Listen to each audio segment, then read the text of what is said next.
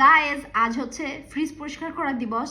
সকাল থেকে সবার বাড়িতে একটাই গান বাজছে, ধুতেই থাকো ধৌ, ধুতেই থাকো ধৌ, ধুতেই থাকো ধৌ। আমিও ধুয়ে টুয়ে পরিষ্কার করে নিয়েছি, ভালো করে কাপড় দিয়ে মুছে ফ্যানের বাতাসে শুকিয়ে নিলাম। এখন ফ্রিজের মধ্যে ঢুকাবো।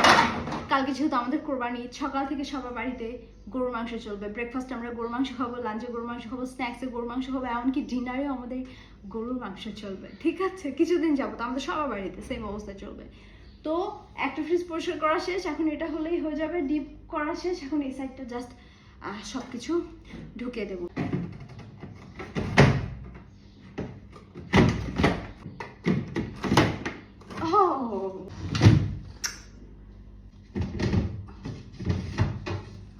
অবশেষে শেষ করলাম, ক্লিন করা শেষ।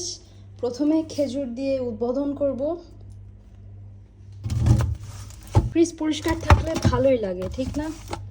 তো এই ছিল আমাদের ফ্রিজ পরিষ্কার করা দিবস। অবশেষে দিবসটি শেষ করছি।